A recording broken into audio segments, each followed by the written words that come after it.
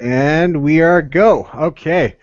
So sorry about that, ladies and gentlemen. We had a hell of a lot of technical difficulties. As you can see, we are back on Google Plus because not because I was having problems with OBS, but because Skype was just not allowing people into the call. I blame the feminists. No, but so today we wanted to talk about storytelling in the culture war, especially since Gamergate. We've seen a lot of people attacking certain ideas in story. A very good example is the game was Kickstarter. What was that game with the Kickstarter? Which one?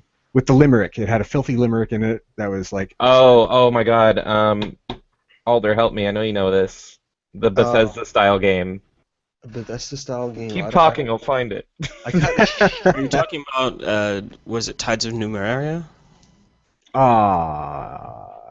You're talking about the Kickstarter backer award limerick?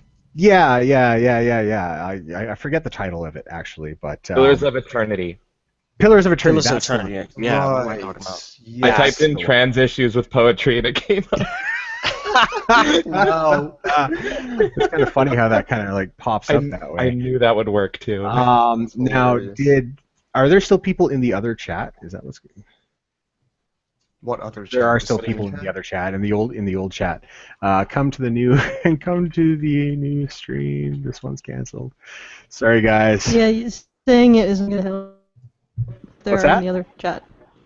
If you say it on this stream, they're not going to hear it in the other non-existent stream. I know. I'm chatting to them there. Okay. All right. Live now. Chat. Okay. I will do another social. It's like these hangouts are always like a space lunch. Oh my God. You're always like on the edge of your seat, and biting your nails. Is it going to work? So, anyways, I actually had a lot of things that I had been working on all morning for the other stream, the initial form the stream was supposed to take that I can no longer do, which was I was going to introduce Allison and Oliver because they're new to the StreamPunks stream, but they are both content creators and storytellers, so I really wanted to get them on, get their points of view on a lot of this. As some of you know that I am a writer as well. I have published a couple published novels. Allison is the creator of the webcomic Xenospora, or not just a webcomic. You're in print now, aren't you? Well, yeah, I funded myself, so it's self-published. You got a bit of an echo there, I think. Someone does. Hello? But Hello? Okay. yeah, it's a little distracting. But it's self-published still, and also on the web. So I have the first volume up on the web, and the second volume is available for download or purchase. Xenospora with an X, but I'm sorry, I just sort of stepped into that shill. I didn't actually mean to hijack your stream with a You're shill. welcome to shill here because it provides context for who you are and whatnot. And Oliver here also has a couple of. You've got Rabbit in the Road. I'm aware of that. Yes, I've got Rabbit in the Road up, and that's probably the more popular of the two works. And then the other book that I just put out. God, why did my mind blank for a second there? The Twisted World, The Dusk Harbinger, and that just finally went to print just a couple of months back, actually. I want to say in beginning of August, actually. Yeah, so that's out and available. And they're two very different works. One is kind of a present, or not present day, but it's a little bit more historical context. And then the other one is high fantasy. Okay, yeah, and Allison, I've actually read a little bit of Xenospora, so that's kind of like space opera with dog people, I think they look like, or something. Yeah, I guess it's the way I describe it is it takes place in the far future after the Earth has sent out successive waves of colonization, and they've started to bump into it. Promptly forgot about each other, and then started to bump into each other again. And there's a lot of conflict, often based on the politics of the time when they left Earth, and that's the setting. And the story itself follows two of the biggest as they very painfully collide and learn not to kill each other, maybe. Awesome. Okay. Yeah. All right, and so that's the brief synopsis for Xenospora. Oliver, you want to drop us a synopsis for your works there?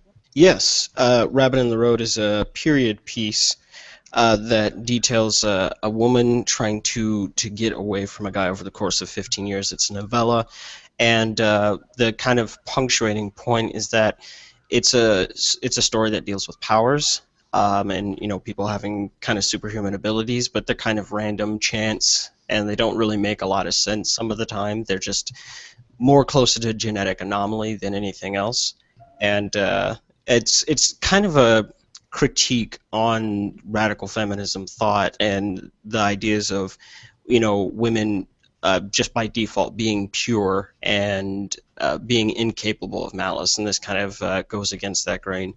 And then the Twisted World is, this is the first time someone's actually asked me that, but the Twisted World is actually a dying Earth story where we're actually leading up to, with the first two books, we're leading up to the end of the world, and it's about basically it's about a boy who has the ability to reshape things as he would like, and he doesn't actually care about being able to do that. It's just not anything that he's particularly passionate about, and of course him having this ability to undo things that might be messed up or not quite right in the universe as it's starting to fall apart.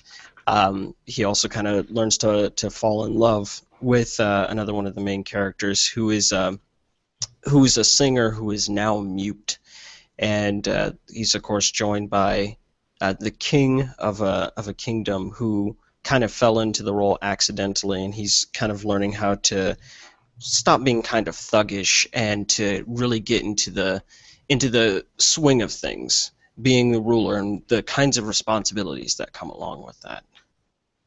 Okay, awesome. And I know we can get your books on Amazon. Allison, where can we pick up Xenospora? Well, you can pick it up by going to xenostora.com. Oh yeah, that was really okay. It's a nice play on words. Xenostora.com. Nice. Or I'm excessively clever sometimes, and I hate myself for it. But yeah, it's you can get it there again. You can download it or get it as a download or as a hard copy. And I have been signing the ones that got tangentially banned from Calgary Expo. Mm-hmm. So if you get one of those, I'll also sign it for you. And that that's. And that kind of leads us into the next topic. Sorry, go ahead. It's okay. Now, my book. Now, I've got two published novels right now. The one that I'm going to bring up is Children of the Halo, which is a fantasy novel about a small town in Western Canada that kind of gets transported over to a purely medieval fantasy world, and it's a lot of political turmoil as this modern town ends up in this fantasy setting, and how they affect the wider world that's happening, and how these small town Canadians start becoming like a major world power in this like Lord of the Rings style setting. Now, moving on to the next part of the topic is how the culture war, in its many forms, has kind of affected our ability to tell these stories. Right, and now I don't know. I know you, Allison, have had issues with Calgary Expo. I've had some issues with because at first my book was very highly praised within certain LGBTQ communities because I had a few characters who were gay and lesbian. But I found that because one character in particular that I had created to be a lesbian from day one, like it was there. I got a lot of flack for it because that character happened to be an anthropomorphic like elephant lady, and it was totally like it was not meant as a blast or anything. I was trying to provide context for like the LGBTQ issues in this wider world, and I got tons of flack from it, and I couldn't believe it. It was to the point where I almost wanted to like go back and just not touch on the character again because it was just too much hassle. Right, in the sequel, that is, and I think that's one of the hardest problems I've had with writing the sequel. So, have you ever experienced anything like that, Oliver? There? You know, it's funny that you mentioned that dealing with a character with a different sexuality. That's one of the key characters to the overall mythos of the Twisted World is a lesbian, and it was really interesting when I sat down and just went to go create the character. I was trying to figure out how to put all this stuff together, and I just looked at this and I was like, you know, I already had the idea of the character, but I didn't feel like I could really build something up around the character. And I looked at it and I was like, wait a minute, if I make this character a lesbian, that's going to create a whole new different series of story hooks, great stuff that I can work with. And so that's where it just came down to for me. Like, you know, we constantly hear about people shoehorning stuff in for no reason. Nobody ever actually sits down and justifies, you know, some of their design decisions, especially in the realm of storytelling. But I was like, wait a minute, this will create different types of conflicts, particularly with the setting. What if this is a person who wants to have children? You know, and especially within that time frame, it's like, ooh, that would make things really complicated, and that gives it a lot of drive and it gives it a lot of hook. And that's the way that I saw it. I was like, this allows me to expand my story rather than just this person is homosexual for the sake of being homosexual. And I was like, no, I can actually really create more compelling narrative, shed some light on what kind of frustrations, you know, life frustrations might come from this stuff, and make the character stronger. And that's what I would hope that people are doing. Nothing irritates me more than when someone just shoves in any particular type of character with no justification to do it. You know what I mean? Like, I don't care if it's someone of a differing sexual orientation or a gender identity or black, white, Asian, whatever. I don't care. Just don't throw them in there and then go black, black, you know, this person is black, blackity black, black. I'm like, what are you doing? Like, what does that have to do with the plot? Like, now, if you want to sit down and say, hey, we're trying to tell you a hard-boiled story about growing up as a young kid in the middle of Harlem, and it's hard to be a black kid, I'm like, okay, like, I'm feeling you. Like, there's a reason that these characters are black. But if it's not, if the setting doesn't support it, would be the best way to say it, then as a rule of thumb, why do it? Yeah. You know what I mean? I had Makes sense. I had initially wanted to introduce that character just so I could. It was meant to actually have a much wider connection to the overall story. It was initially a subplot, but it was going to have a huge bearing later on, in that it kind of sparked off the creation of like an LGBTQ community within this fantasy setting, right? Mm-hmm. Because it was pretty much like unheard of, or people just didn't talk about it in this world.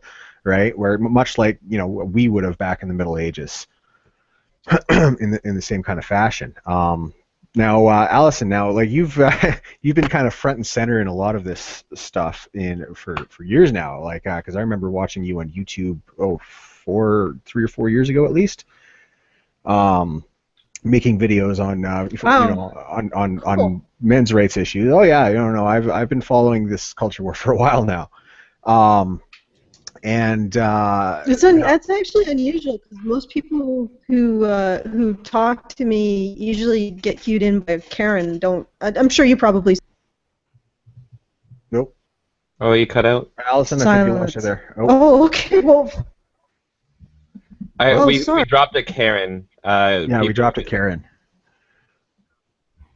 Yeah. Because I know that my stuff is a little bit more esoteric. So you can't hear me? I can hear you now. Can you hear me? Right now you're okay. You're okay. Yeah, we can hear you. Okay, I'm not sure what's going on. It's my mic is showing me that I can see the little bars going up and down. Well, just tell me if it happens again. Okay. So yeah, usually people get into this through Karen. I know I tend to be a little bit more esoteric, and I know that I am. I'm a weird fuck, but yeah, it's I just found that remarkable. Anyway, so what were you asking again? That before we went into I think I was mentioning because I discovered you around the Danielle Detremont issue. That's when I discovered you, right? And I found a lot of your with Adele Mercier. Adele Mercier, yeah. Yeah, you had some arguments with her online, and I remember following that. And that's when I first discovered you, and I didn't even know that you were a storyteller until a little while later. But I wanted to see like what effect that has had on like your ability to tell the story. Well, to be honest, nobody really fucks with me. I don't get I don't get negative email. And nobody like I don't actually. Well, I mean, outside of the Calgary Expo, like there's not much the thing that I've created, like the stories, story. Mhm. Like I don't get really. I apologize. Oh wait, you are Canadian. We swear a lot, so We I swear. apologize We to swear all anybody the with time. delicate ears in your I eyes. live Yeah, right next to a that's Navy a base. Canadian Swearing thing. is totally fine. Do Americans not swear that often? Yeah, Sure they do. Really? I don't know. It does seem to be a little bit more sensitive to it, It's but that. then It's they that. don't have to deal with It's all those right-wing Puritans.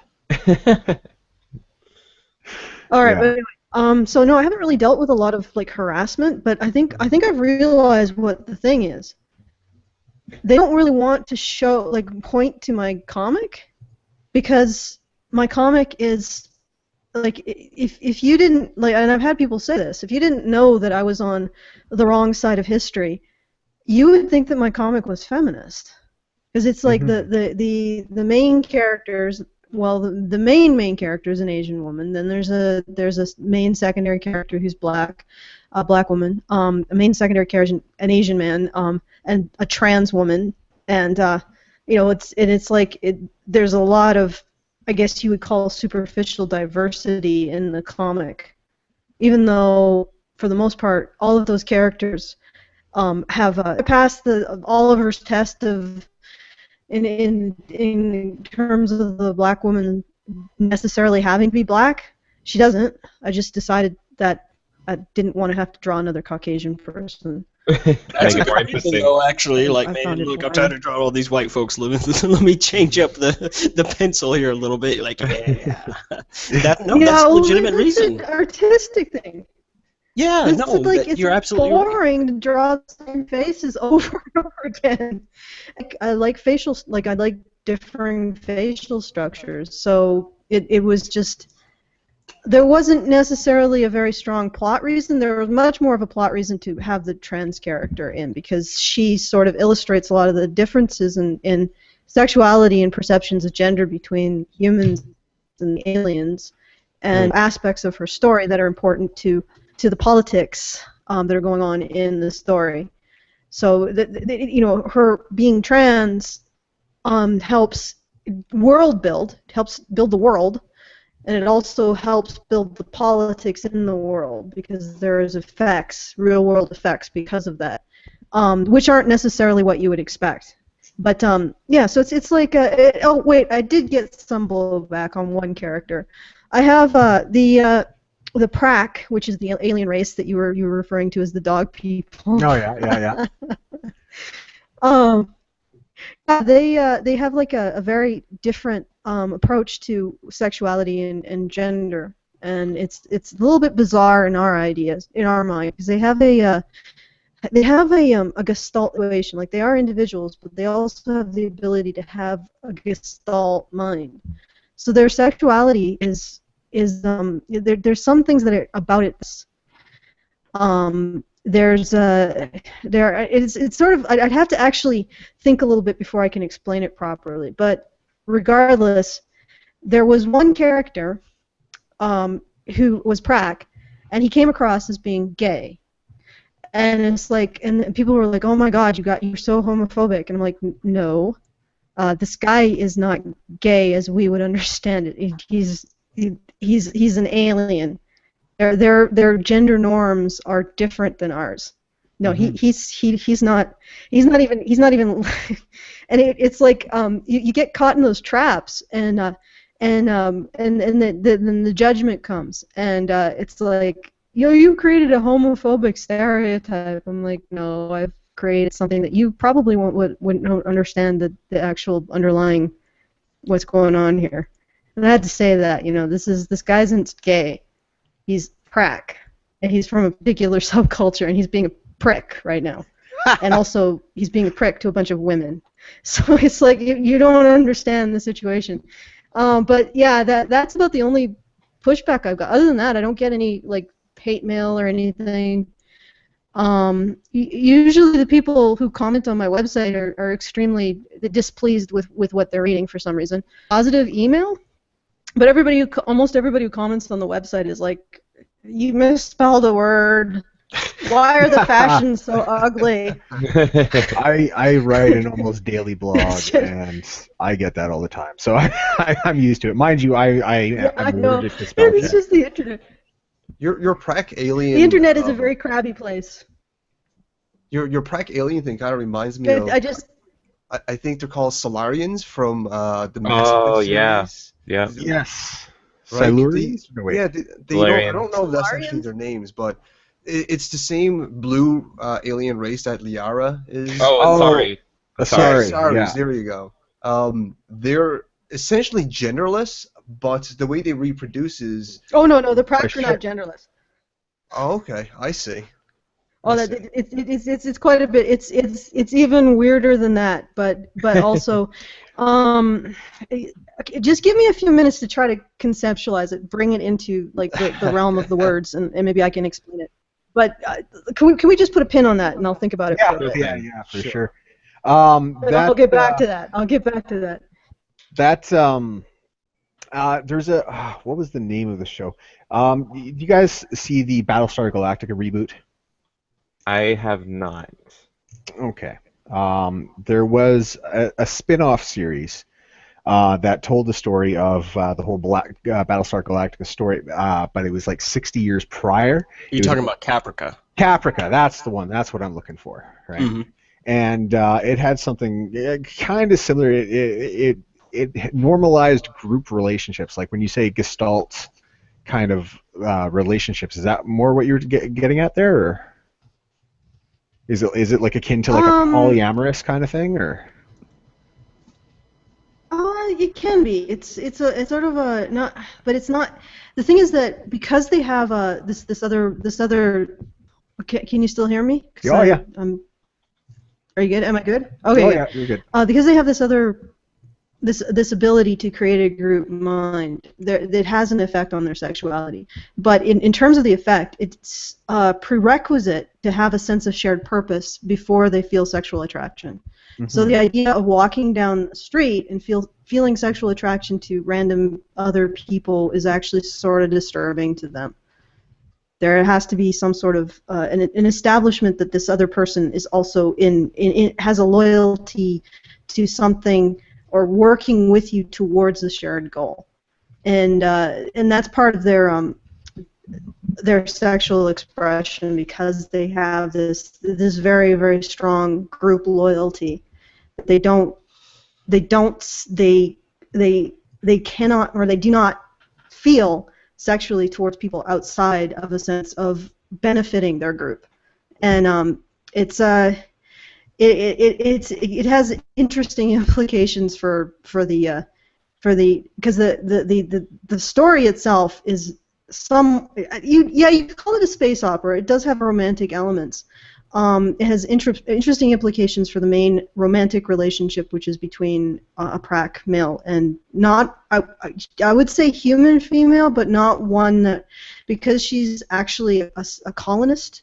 Her the way she grew up and her social situation is a lot different than ours.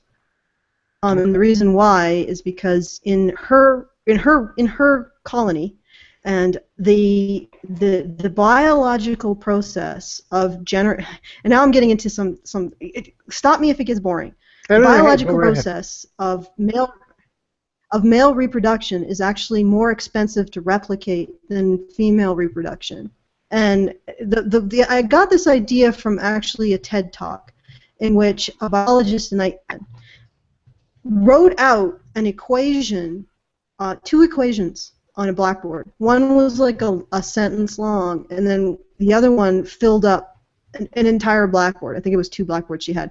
And she said, which one's a male and which one's a female?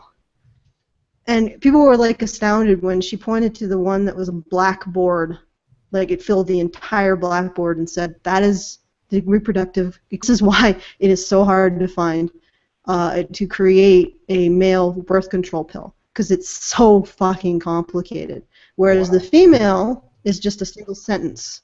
And I was thinking, if we needed to replicate that in like some sort of biotechnology, it would be much more difficult to replicate this constant creation of sperm than it is just an ovum released every month and a womb.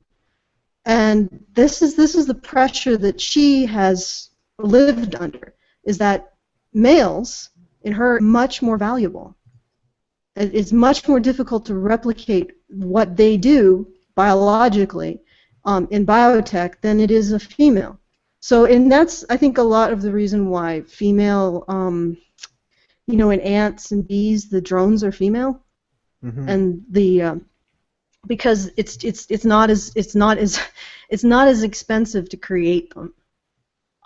So she lives in that kind of a culture. Now, there's still equal numbers of male and females in her culture, but there is a female expendability because they can replicate. They can take the eggs out and replicate the entire process of gestation with artificial wombs. They can't do the same for the production of sperm. So she's lived throughout her entire life, and it's left her with a very different psychology than a normal human female.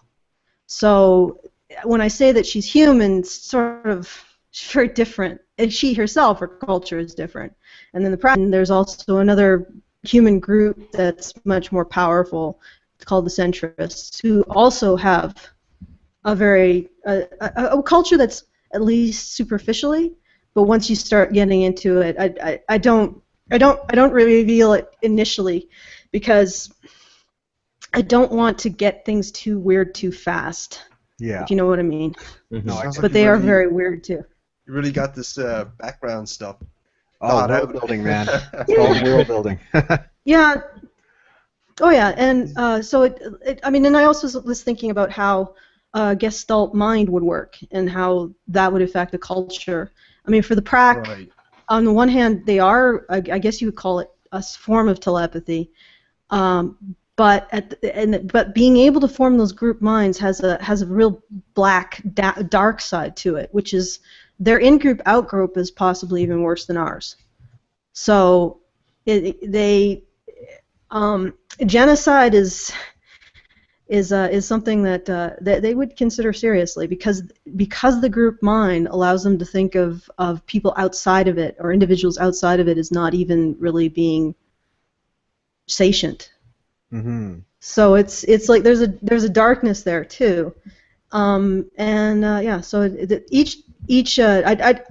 I did try to give each group their own cultural features and evolutionary pressures and how they responded to it. So even with the Prac, there are different cultures. There's one culture that's a lot more like ours, and there's others that are more traditional and pack-minded. That's what I call the Gestalt, is the pack mind. Okay. So it really is about different perspectives and how, in the end, maybe we can come to work together, or at least not destroy each other. Yeah. So, like the issue, because I've been writing for years now. I published my first book back in 2008, and I did another one in 2012, but I kind of lost interest in that one. You know how it goes. You get invested in a story, and you just like, oh, okay, all right, But ever since I've been getting increasingly involved in things like Gamergate and things like or even just paying attention to the this assault on storytelling that I'm seeing now. Like even recently with you got Jonathan McIntosh's whole pop culture hacker transformative storytelling, taking one story and then spinning it and making it a completely different one. And as a storyteller, and like I'm sure you guys can agree with me, like my characters are mine. Like I am the buck stops here kind of guy on who my characters are and whatnot, right? So, if I have somebody coming around and insisting that they know my characters better than me, I'm going to naturally take offense at that. Absolutely. I mean, why don't these people just create their own? I think the answer is they're not creatives, but they just want to dictate how creatives work. Yeah, it's not about... They think some kind of service, but it's really not. It's detrimental to art and expression and all these other kind of things, right? Absolutely, right? But I think the important thing is, as storytellers, is to just keep going. Yeah. Like for instance, Oliver, the other night there, you had an epic rant. I was following the whole thing, and and it was pretty amazing. And I was with you the whole way on how we need to stop targeting these SJWs head on and go over their heads, right? Yeah. Yeah, and just keep doing what we're doing, and don't let them, don't let the face us. And I get it's hard because I've been on the receiving end of a lot of that bullshit as well, right? Especially with that one lesbian character, that wasn't even human, for Christ's sake, So it's like, what are you doing? Mm-hmm. And I've got another book that I've been working on for probably about 20 years. Ever since I was about 15 years old, I came up with the initial idea, and I kind of jotted down a few notes here and there. But over 20 years, I've steadily built up the world, and especially over the past 5 to 10 years, I have increased, I've actually managed to work out a lot of the racial tensions between the different races in this world, and the differences between genders in each of these individual races, because they're not all human races, right? And it's gotten to the point where I see this, and I wouldn't write in it for a long time, because I was just I see people attacking certain characters in certain ways, or insisting that this character is this character is that, and that it made me not want to write it anymore, right? And it's only recently that I've been getting back into actually polishing it up and figuring out where it's going, and tweaking a little bit of tweaking some of the characters here and there, Yeah, that's one of the things, just as you were saying, how it's really weird when somebody else tries to tell you what your own shit is about. Like, hold up, it's like, let's put on the brakes. And it happened to Vonnegut, too. It's the weirdest damn thing. No, this is about it. It's like, no, you stupid son of a bitch, I'm the one that wrote it. I can tell you what it's about. Instead of trying to tell me what I wrote, why don't you ask me what it's about, and I'll tell you what those themes are. It's kind of the whole thing with Rabbit in the Road. Like, when it came out, people were initially shocked, because everybody sits down and they're like, yeah, I'm gonna write a book, and people are like, oh, Jesus Christ, now I'm gonna have to do this, this smiling politely thing, but they're like, oh, this is gonna be horrible, But then they read it, they were like, holy shit. And I'm like, yeah, man, I've been writing since I was a kid and all that, but I really got a firm grasp on storytelling within the past, 7 or 8 years.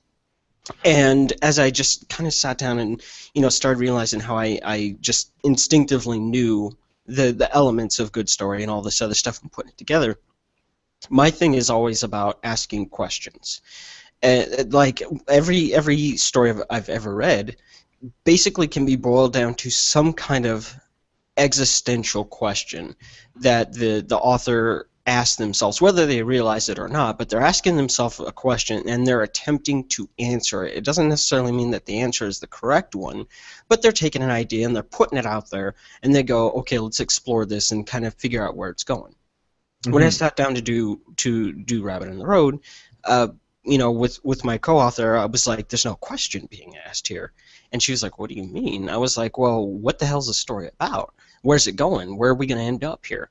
I kind of liken it to, it's almost like taking a trip. That's what storytelling really is. Like, you get all your stuff and you pack up the car and you get your map out. You got to know where you're going before you leave the house. That's the way I see the end of a story. Like, what's the point? What are we trying to get to? And then it's easier to have the beginning, have the end. What do you expect the outcome to be? And then you end up tying the ends of the rope together in the middle. And it's like I said, the same way with planning a trip. Like, where you want to end up when you leave the house. You're like, look, I'm going from here to Wisconsin. And then you're trying to figure out what is the best way to get there in the middle. And that's kind of what we're doing with storytelling when we ask those questions. With Rabbit in the Road, I sat down and asked the question. I said, well, what's the difference between justice and revenge? And that really kicked off everything in the story that holds it together. And for me, it's always the best part when I hand the book to someone, or they pick it up, they sit down, they read it consistently. The feedback that I get, and it's my favorite feedback in the world. They're like, hey man, I just finished. I'm like, hey, what'd you think of it? They were like, that ending was fucked up. I'm like, good, you got it. I'm like, yes, it is messed up. That's the whole point. And most people, they immediately, as soon as they finish it, they go back and read it again. And it's because I asked that question. Like, everyone sits down, they firmly believe that they're taking the side of the good guy. They're like, oh man, this is a messed up story. And then they get to the end, and what they think is happening isn't what's happening at all. And the beautiful thing for me is watching people's face of realization as they get that, and then they end up feeling bad about it.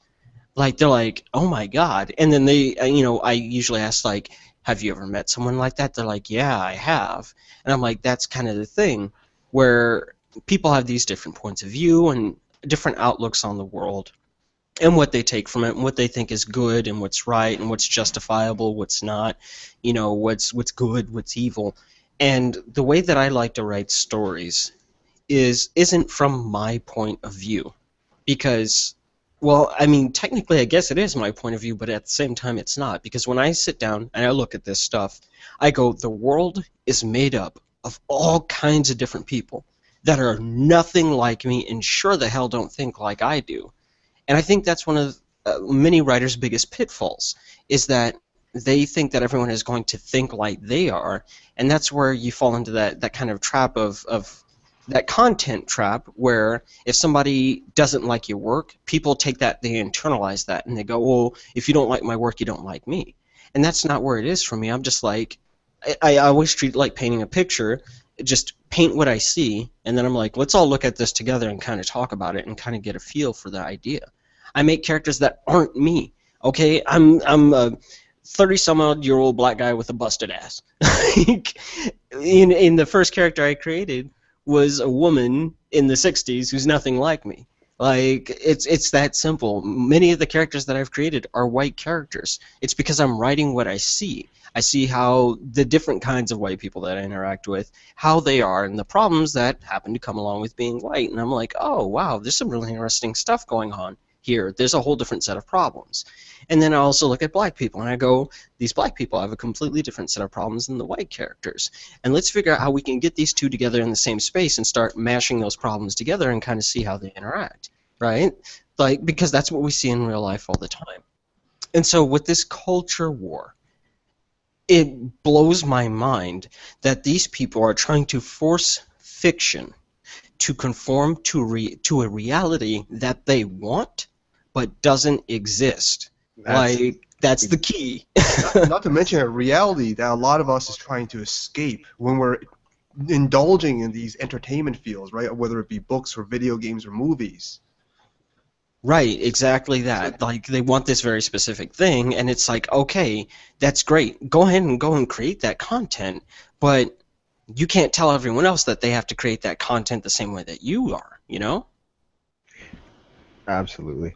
I don't know about you guys, but like, I'm not really a writer or anything like that, but when I play video games and I get an opportunity to create my own character, right? I'd never create a character that's just like me. Like, I did that once for a Sims game, and I actually found playing it really, really awkward. Like, I would start doing things that I would normally wouldn't do in real life, and that made me feel weird. And ever since then, I've never created a character that's based on me. It's always based on something else, and something that's not like me at all. Like you guys were saying, it's really about kind of escapism, right? So trying to force fantasies to be more like real life, it really defeats the purpose, I think. No, I agree with you, actually. I just had a small anecdote on that, but exactly what you said, that's what I go through and experience. For the first time in my life, in 2008, I actually sat down and played as myself in a game, and it was fucking weird. I was Weird, like, isn't it? it's really weird. Like, I sat down, I played as me in Fallout 3. So I had my wife come and help me with character design and even set the special stats to as close to me as it was. And I was like, playing as me is fucking horrible. And It's limiting almost sometimes. yeah, it's really limiting. It doesn't let you get into that escapism. Yeah, I can shoot a guy, but blah, in a I wouldn't do game. it in real life, so I don't want to do it in the game. Right. So it got really, really weird. And for years, like, whenever I play a game, it's easy enough for me to play as a white guy because I don't care, right? Like, everyone's like, oh, we don't play black. I'm like, I'm black all day, every day, man. I do that shit 24/7. I've lived the experience. Yeah, I think it really limits the imagination, right? Absolutely. Like automatically puts a stopper on you being able to perceive beyond your own experience.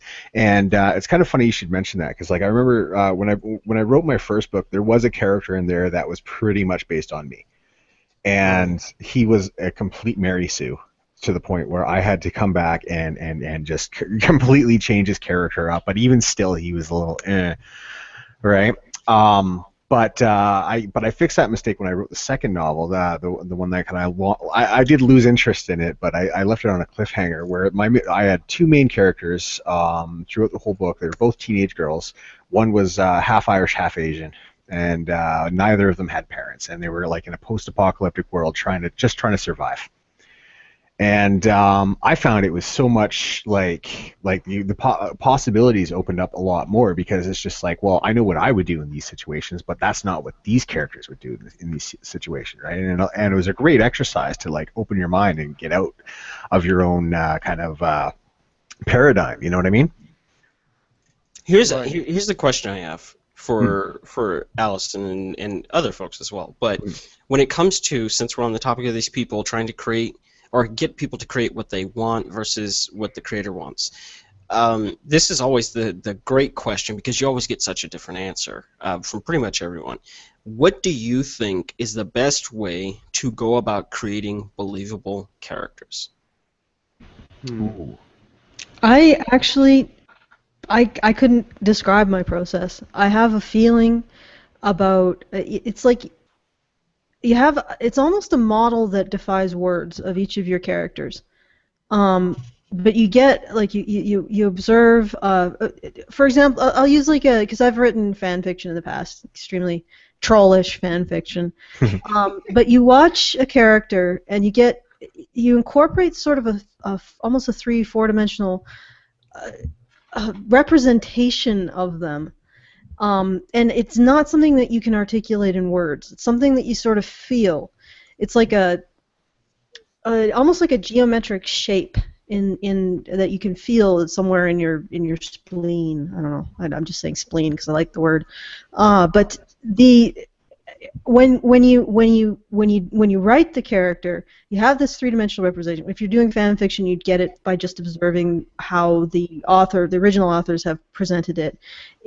Within original fiction, the way I go about it is, I'll throw them into a situation, and then they'll just react, and I'll know how they react because I observe somehow the shape changes based on the situation that you throw them in, and you know how they will react. I cannot articulate this process.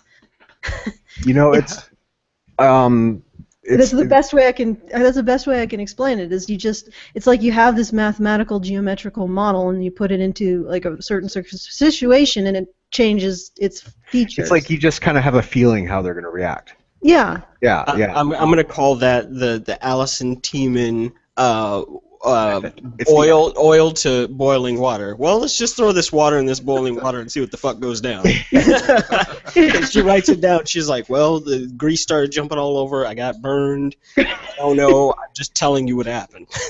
All right. Oh, guys, so new creative theories are coming up on the stream. I don't know, but I don't know if it's helpful to anyone to say that.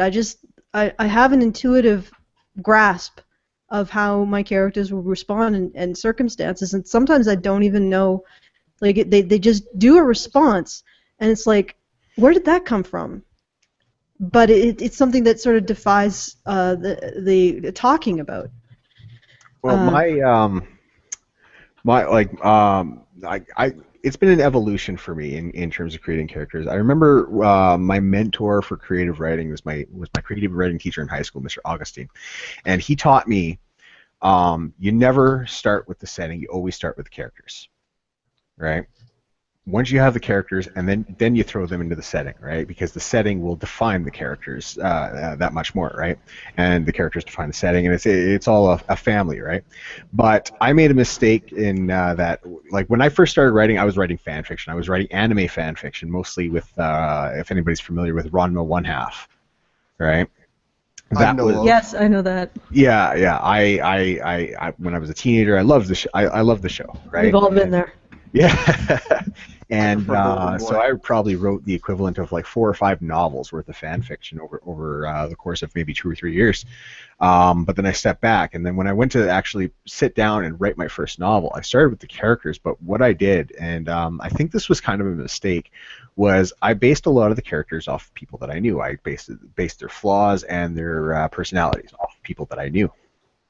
Now the problem with this is that I was an idiot, and I told my friends that I had based these characters off of them, including their flaws. So when they read it, a lot of them were like, "Hey, what the hell? I'm not like this." But in actuality, they totally were. But they just didn't recognize it themselves. And so I learned afterwards, like, no, I got to do original characters. So the method that I use is I always start with a single personality trait, right?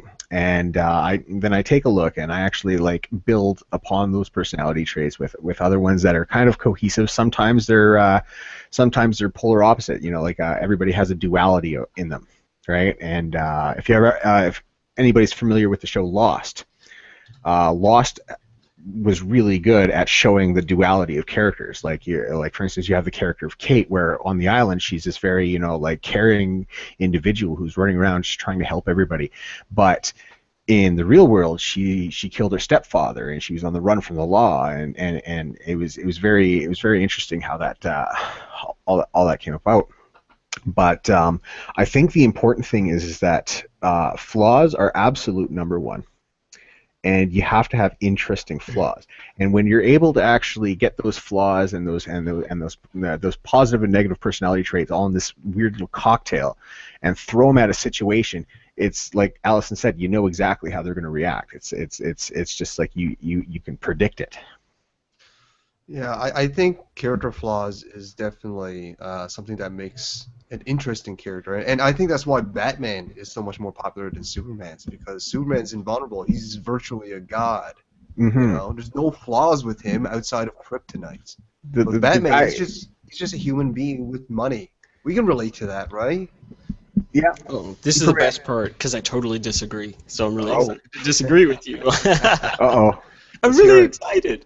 Well, people ask me this one all the time regarding Superman and Batman. Now, don't get me wrong. No, Batman is great because he's flawed, but Superman has flaws too.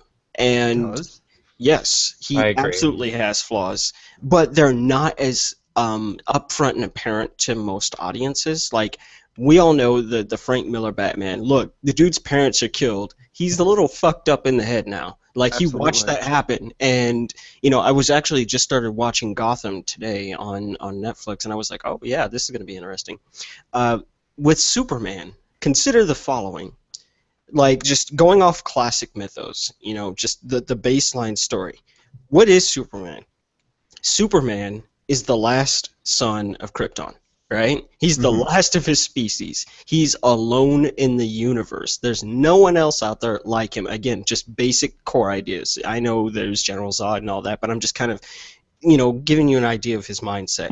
He's on this planet. He's completely different from other people. He's adopted, right? He's adopted by these human beings, people who are never going to be like him. They're never going to be able to connect in the same way. Like, yes, those are his parents. Right, he's an immigrant in that sense. And when you look at this, he's trying to learn how to live in a way that is completely foreign. The only female of his species is his cousin. Oh, right. So we've got that, and so he's got this huge responsibility. And then let's add on the burden of he is Superman, right? He's this damn near invincible, practically unstoppable badass that's running around like a god, so to speak. Now he's got the burden of living up to those expectations, not being evil, doing good. I mean, all the time, even when he wants to be selfish and he wants to do certain things, he can't do those things. I think Man of Steel kind of highlighted some of those problems. I know people hate that movie, but I thought it was really interesting where his dad's like, hey, man, you can't be running around doing this stuff. And he's like, what are you talking about? He's like, am I just supposed to let those people die? And his dad's like, I don't know, maybe. Like, even his father doesn't have the answers, and so he still has typical problems with another person, combined with the fact that he is, unlike, everyone who wants to think they're a special snowflake. In this case, Superman actually is a pretty special snowflake, and who's he going to turn to?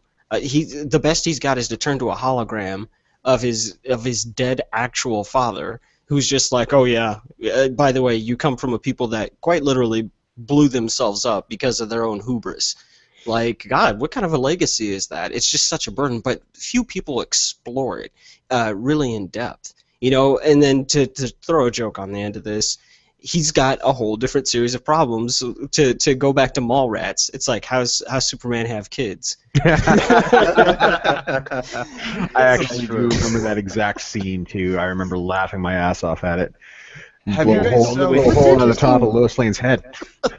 What's have you guys interesting is ever? that- Go ahead. Go ahead. Well, if you look at Superman versus Batman, they have sort of there's a symmetry to both of them, because what scarred Batman was being helpless, Correct. and what Superman has to struggle with is being overpowered. Mm-hmm. And there's a symmetry there that's really interesting. I don't think they explore that either. I bet that would make a great. No, you guys ever you're absolutely right, actually, because what do we often hear in the real world? That people who have too much money end up having a different set of problems, and I know it's hard for people to believe, but Look at Notch. I was just reading that about Notch, and he was like, I'm really depressed because I don't have to work for anything. Anything I want, I can just go get. There's no drive. There's no more ambition. So imagine being the man who can do anything you want. If Superman wants to go jump and go straight to the bottom of the Mariana Trench, he can do that. If he's like, look, Superman's never late for work. He's like, oh damn, and he jumps over there. He's faster than a speeding bullet. He can't be killed by conventional means. So what happens when Superman gets depressed and wants to end his own life? Where do we go from there? So he's got a very similar problem where he's got all the power in the world, and for a man who doesn't want it, that can actually end up being a huge, huge burden. Batman has the same problem. He's super duper rich, right? He's got more money than he could do anything with, and ultimately he's using it to run around and whoop people's asses out on the streets in the middle of the night, rather than going out and being basically Bat Mother Teresa, So there's actually kind of a duality between them. They both have extreme power. One's got an extreme amount of money, one's got all the physical capabilities in the world, and they're both struggling with it. Now that's something. That's a very good point, for sure. And like I was saying, there's a synergy. There's a synergy. There's also there's a contrast too, because again, Batman's motivation is helplessness. That moment of helplessness when he could do nothing for his parents, and Superman's motivation is dealing with being overpowered. So underpowered versus overpowered, and how you deal with it. It would be interesting. Did they? I haven't been watching a lot of the latest films. Did they ever explore that kind of the basis of their friendship, or their working relationship? You read Kingdom Come, which is an alternate story to the DC universe, where it's about Superman and the DC universe in the future, where their generation of kids are now the superheroes of the world. But this new generation, they're all renegades, right? They have no care for public safety. They just want credentials. They just want, notoriety and all this kind of stuff. Kind of like SJWs, I guess you can say. And something really bad happens where an entire town gets blown up, and Superman comes out of retirement. And in that story, we actually get to explore some of the character flaws that Oliver was discussing about his struggle with power and his responsibility with his influence and all that kind of stuff, right? But it's a really good read. I recommend it. It's an excellent, excellent story. It's interesting, and I'd like to kind of tie it back to the Notch thing that Oliver was talking about. Is the synergy between, for instance, good and evil. One cannot exist without the other. The cost of being able to smile once in a while, for instance, is sadness. right? Yeah. It's a double-edged sword. So in terms of like the powers and the and the personalities of these characters and all these things that like they have to deal with, and like with Superman being overpowered, that is his flaw, is he has too much power. The guy, I mean, for Christ's sake, the guy can go halfway across the universe and still hear a pin drop in the middle of Metropolis. That's true. And, And to really bounce off of this, like, remember, I'm sure all you guys were kids. I was a kid at the time. We remember when Superman no, I was never a kid. I don't know. when Doomsday came around, and he was whooping the Justice League's ass up and down the street, and Superman showed up, and he was like, all right, I'm going to step in here, I'm going to mess this dude up. And Doomsday knocked the fuck out of him and made him bleed. That's an amazing character moment, because think about it. You've been invincible your entire life. Nothing hurts you. And then Superman has to watch blood coming off of his face, and he's like, he doesn't know how to handle that shit. He's like, what is this? It's a brand new experience. I'm sure that alone shook the hell out of his morale. He's 30-some-odd years old. He's in his prime. You know, just like you said, he's running off to the other side of the universe. And finally it comes down to, it wasn't Lex Luthor dropping in with all his crazy kryptonite and all this other stuff and Mr. Mxyzptlk. No, it was a dude knocking him upside of his fucking head that really got his attention. Just straight boop, punch to the head. Oh my god, I'm bleeding. Everyone's going, whoa, Superman's bleeding. What the hell is this? And they're knocking the crap out of each other. I know people talk down on the Superman versus Doomsday thing of it being a good old-fashioned knockdown, drag-out fist fight in the streets, but sometimes that is what it comes down to. It just comes down to this one thing specifically bred for killing. And for the first time in his life, Superman is having to fight for his life. He never has to do that. He's never put in a position where, oh man, Superman's in danger. Superman's hardly ever in danger. He's saving everybody else's ass, but in that moment, he's having to contend with the fact that it's very possible that I could be killed here. And he does get killed, you know, for 30 seconds. But it still comes down to that whole thing just being laid out there, and he's having to deal with stuff that everybody else deals with much earlier. He's having to deal with these things for the first time in his life, and guess who's not there to help him? His parents. Wow, that's some deep shit right there. But that's the beauty and the majesty. Not all of the best storytelling isn't told right to your face. Sometimes you have to go looking for it.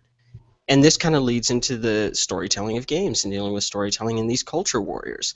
I know everyone's familiar with Demon Souls, Dark Souls, all this stuff at this point. Yeah. You know, if you sit down and you play the Souls titles, everyone knows that, like, there's story there, but if you just play it straight through and you don't go looking for the story, it is the weirdest, most abstract shit, obtuse you've ever heard. If you go digging for the story and see what's trying to be told, there's some incredibly, incredibly rich lore, and that's what brings people back. When they go looking for it, they're like, oh damn, this is crazy. They get so excited. I get excited. But you have to go look for it. Sometimes people aren't just going to go, this is Bob, and Bob has a problem with his wife. He's got a bad marriage. You're not going to see that. Sometimes you just have to look for that subtext. You have to look for those clues that I don't think these people are getting along all that great. That was actually my obsession with the Elder Scrolls games. There you go. I was the guy who was going around reading all the books, collecting. I had collected as many books as I can. I would look up like, oh, I don't have this book. Where do I find it? You know. So yeah, no, I can definitely appreciate that. In the chat, they're talking about flaws, specifically flaws in female characters. So there's, you know, what's interesting to me is in this whole culture war is like if you have a female character who is flawed, all of a sudden the feminists scream that it's unrealistic. And then when these characters are flawless, they're not memorable or talked about, and then they complain about that. Yeah. You can't have it both ways, man. Yeah. You really can't. You're damned if you do, you're damned if you don't, you know. It comes down to that they just want to change everything because they deem it not proper for the world. And I was going to mention earlier that the reason they don't create their own content is because they don't want to create content. They just want to make it better for everybody else. It comes back to that think of the kids stuff. But the thing is, they're all different people, so they all view things as bad differently. And so there's probably some of them that are like, oh, she's absolutely perfect, no flaws, that's fine. But it's not going to stop the 20, 30 others that are screaming because she isn't, and vice versa. What do you mean Samus isn't trans? Oh God. Oh God. I'm glad that only lasted for like an hour or something. Well, In a couple of days. I think it's fairly. I think I can explain the mindset. I don't think they have any care for the quality of the works that they're criticizing. What they just want is the exercise of power. So that's why you can never be satisfied, because the point is to judge and force people to change. No, So I if think they're you're flawed, right. they have to change. If they're not flawed, they have to change. It's as you said, it's more of about power struggle for them than it is for character development or a near like storytelling with merit. I think Mark Sib put out a video, Action Points, that described the whole power struggle of the opposition, the SJW side, how they don't really care about the stuff that they're talking about. They just care about status. They're status warriors. Well, I think it goes beyond just like female characters too, right? Like if you have like a character who's say like an East Indian man, and he is flawed in a way that isn't like approved by the the progressive kind of mindset. All of a sudden it's a racist character, and it's just like, well, no, like I'm pretty sure that East Indian males have just as many problems and flaws as any other type of males. So I don't understand. Like it blows my mind sometimes. It really does. And especially when they're sitting there trying to exert an undue influence on the storytelling abilities of people. Look at Blizzard's Overwatch. They released that one character, and then all of a sudden, because they got so much flack, they changed that character into like a 200-pound woman. What I heard what happened is it was like all announced in the same day. What they did is they have Heroes of the Storm, they have Overwatch, and they announced that Overwatch character. And they're like, oh, this is great, this is exactly what they want. And then in Heroes of the Storm, they give Kerrigan a skin where she's in a like two-piece bikini. And they're like, how dare you, you're the worst company ever. And it's like, but you were just so happy with that. Why can't you just be happy that they're already trying to like appeal to you so much, obviously? Like, I didn't see any complaints about that character in Overwatch, even though anyone could have complained that was clearly pandering. Mm-hmm. Yeah. And then the whole Witcher 3 thing, trying to dictate literally history, try to rewrite history. Oh yeah, there's no people of color, and Yeah. isn't it like based on like Slavic folklore? Yeah. Yeah, And so it's like Norway, Finland kind of area. And then they're Okay. like, oh, but Wait, you should put in that's these not the Slav, is minorities it? because they're oppressed. But Jesus Christ, don't you know anything about Slavic history? These people were fucking oppressed. Get over it, man. And then they point you to a Tumblr for proof. Oh, Jesus Christ. But here's the thing. And it always comes down to this for me. It's even if there was like actual proof that there should be more black people in that game or whatever, I don't care. It's up to him to make it. He's not saying this is an actual work of history and it needs to be taught in schools.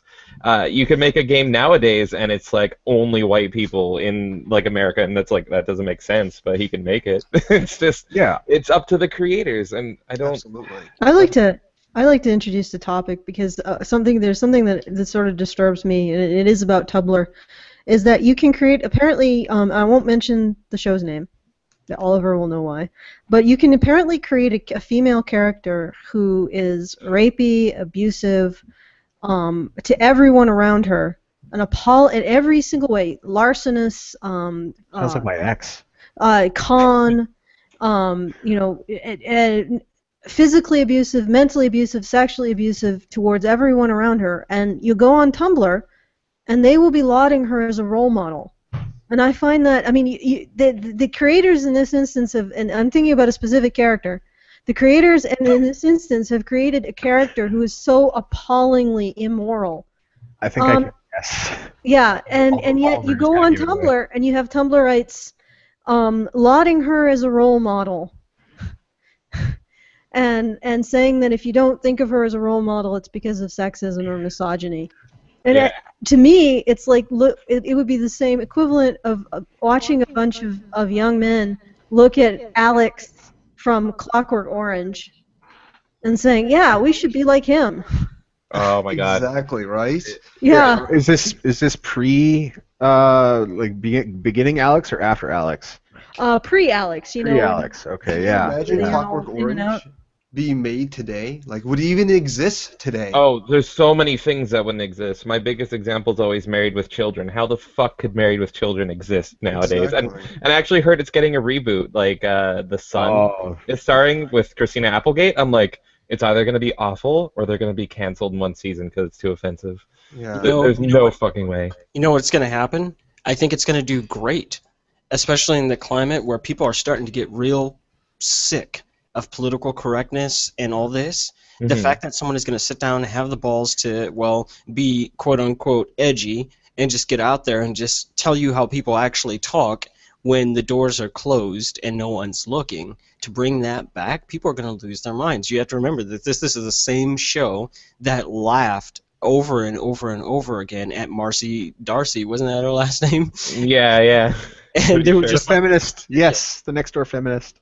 right. So I think that they're gonna bring that back, and of course they'll adapt it to the times. But you can't take the core features of those characters and throw them out and think you're gonna get something new. No, Al Bundy's gonna kind of have to be a slovenly asshole. Christina Applegate is kind of gonna be a bimbo, and David Faustino is gonna think he's a little bit more than what he actually is, and of course, Katie Seagal is just kind of gonna be she's going to be a bitch, and that's okay because we liked those characters. And why was Married with Children successful? Because it didn't sit down and shove all kinds of wish fulfillment crap in people's faces. They were all kind of horrible people, but they were good people. At times they had their moments where they sat down, they did the right thing, but it was just a family of people just trying to get along and make their way in the world. And they were poor as hell. And yeah, they had a house, but nobody was happy. They were all kind of miserable. And you know what? Almost everyone is just a little kind of miserable. Almost everyone is just kind of a jerk sometimes. And every now and again, most people tend to do the right thing. And so Married with Children was very realistic for people in that sense. Yeah, it used a little bit of hyperbole and a little bit of exaggeration, but for the most part, it was kind of an accurate depiction of what typical American, North American, Western life is like. It's if you take that and you kind of contrast that against The Simpsons, yeah, you pretty much got a fairly good picture of which to go, oh, so this is what Americans are like, You know what? I'm actually going to absolutely agree with you there. I'm going to cite the most recent, the season premiere of South Park as an example.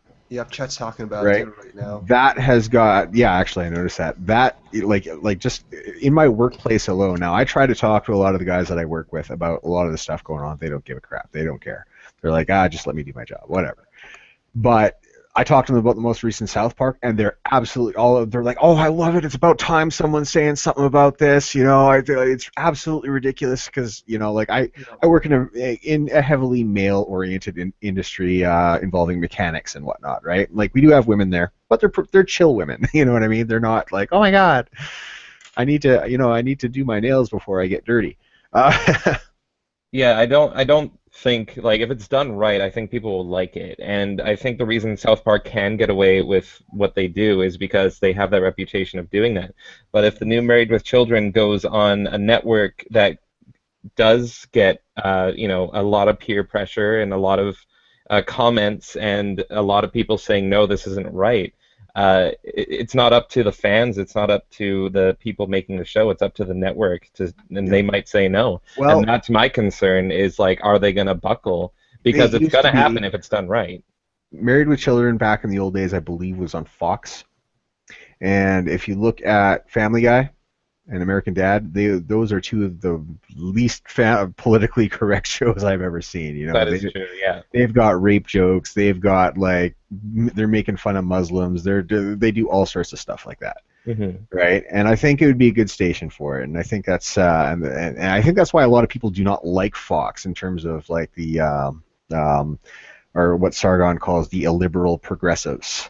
Yeah, it's going to be pretty interesting. I think it really depends on how this year is going to go as far as anti-SJW. All right, hold on. Let me just stop you there for a second, Oliver, because Oliver has to leave. Yes, Oh, I have to go ahead and step out, so I just want to say thanks for having me on. Yay, And thanks for coming on, man. We'll try to get you back on sometime in the future. we need to do more streams like this because there's so much to talk about and Oh, for sure. to mash together. I've been wanting to do a stream like this for a while, so yeah, we'll pencil something in for the future when we all have time. Good deal. So, All right. yeah, thanks for having me on, and everybody else have a good evening. Yeah. All right, see ya. I think I might be. I also have to skedaddle pretty soon here. And I So expected leave that it as well, so we're cool with that. But if you'd like to come back on for when we do maybe a wider discussion over these topics, Sure. we'll pencil it in advance and we'll get this done. Sure. Thank you, Allison. And, All right. And, Cool, I'm Allison. always open to talking about my favorite show as well. That would be *Halt and Catch Fire*. Yes, That- I've never seen it, so. Yeah, I know it's I was referring to a character on that show when I was I talking know about Oliver kind of gave it away in the how. Yeah, chat. he did because he knows me. He knows me. He Yeah. knows what I talk about obsessively. I suspected it was called *Halt and Catch Fire*.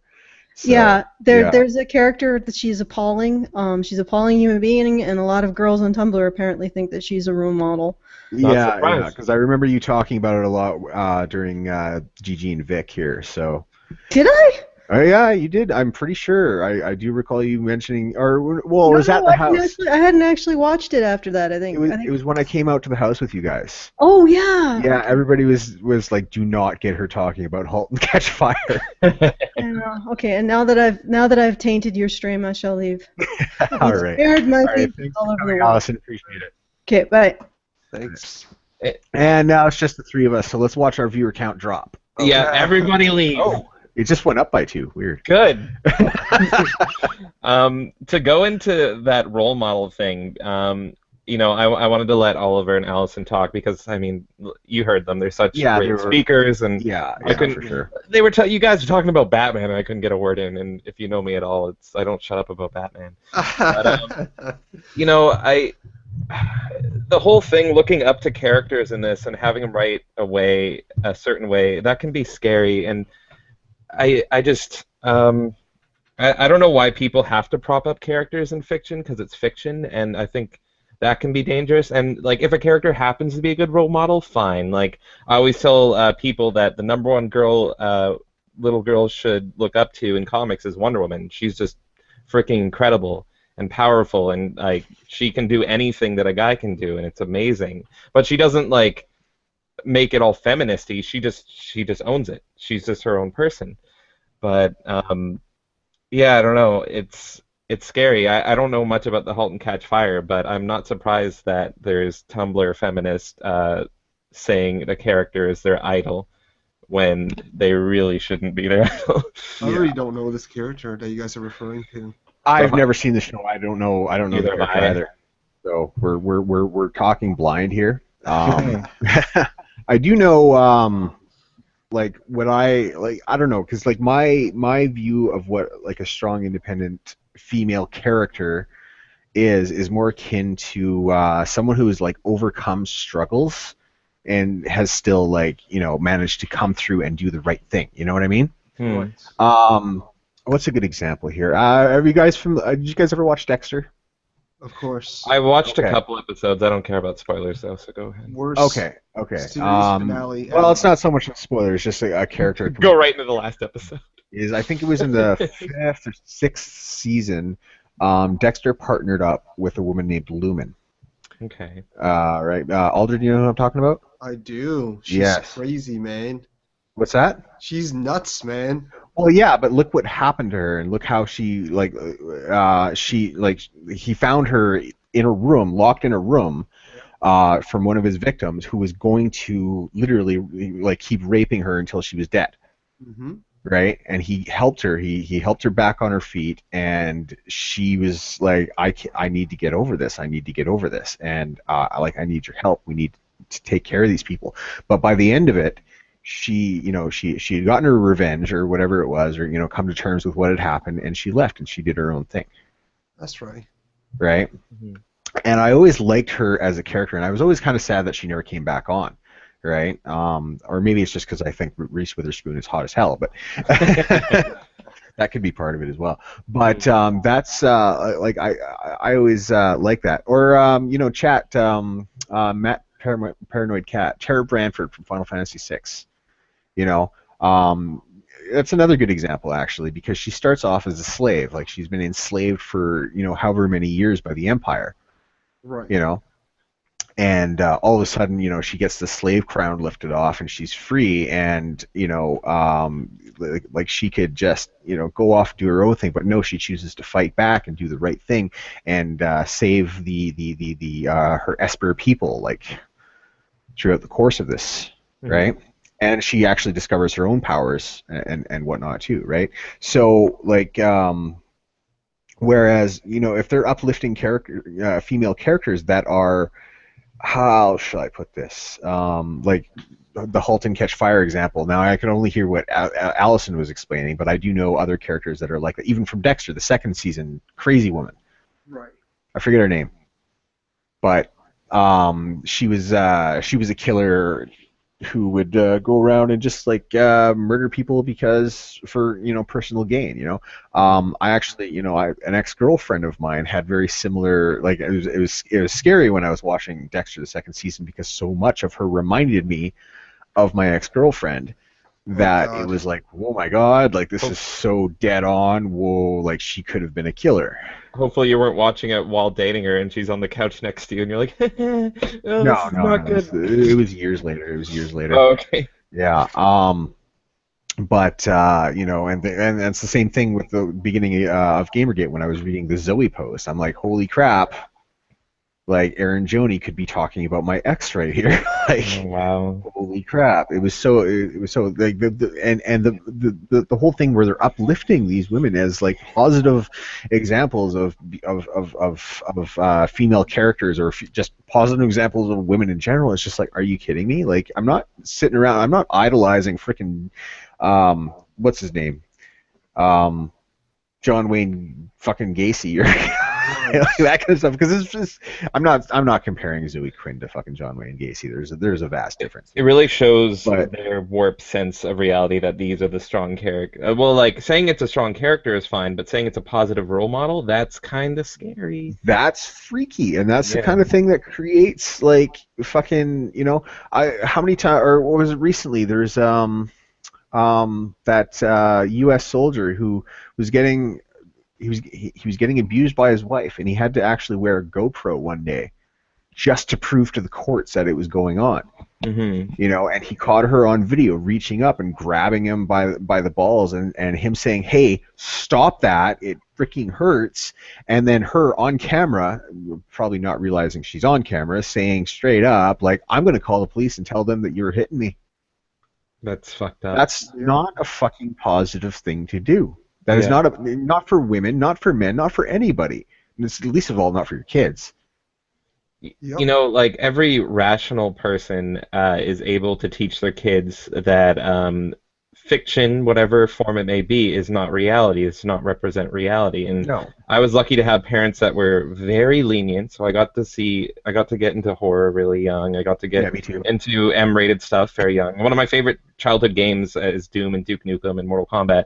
And it was because they made it very clear that this is a video game. This is not real life. And of course I would I pretend play that I was Duke Nukem, and I would do the voice as a kid, but I still knew that I'm doing the voice, I'm not him. And you see these tweets, you see these people talking about how they're not really separating it from reality. Like, I've seen Jonathan McIntosh talk about fictional characters not having choice, for fuck's sakes. And it's like, it's a fictional character. You hear them talk, and Total Biscuits talked about it, how it's like these people are scary because they admit they don't separate it from reality. And then you take into account that they're holding up these really bad people as role models. Like, what if they have kids and it's like, hey, you should look up to this person. Don't worry, that's fiction. That's the one to look up to. And it's like, I'm so scared of that. Are maddening. Like, they're out of a place of insanity, in my opinion. Yeah. Like, my parents, they're I'm Chinese, and my parents are Chinese immigrants and stuff like that, right? Hmm. And the only thing that they would kind of stop me from doing as far as playing video games is not because they think that I would be brainwashed into be this violent murderer or anything like that, right? That's all phooey to them, right? They're very sensible people. I find a lot of traditional Asian people are fairly sensible on how to view media and its effect on personality. Hmm. They're more concerned about me wasting my time not doing my homework.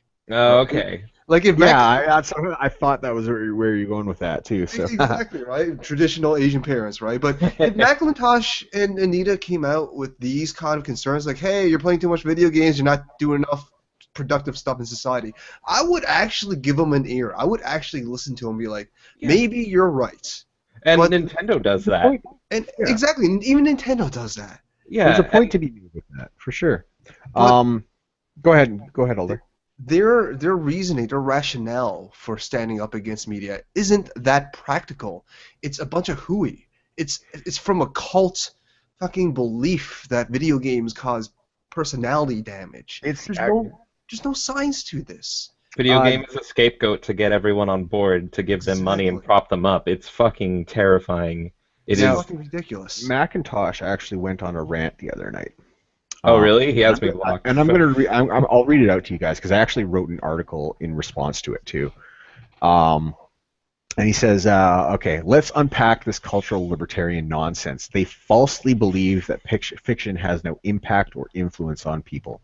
And here's the thing. Now, I absolutely do believe that fiction has an impact or an influence on people. It's just that I don't believe that it's the same one he's talking about.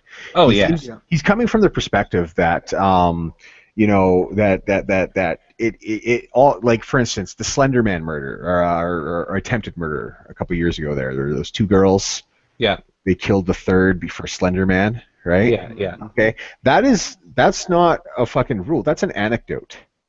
It's a Yeah, horrible thing they- to have happen. Absolutely, I agree. But if in order for Macintosh to be correct about his assessment, he would need to prove that all of the people who have committed crimes, like there's a boy in Thailand a few years back who killed a taxi driver because he was trying to emulate Grand Theft Auto 4.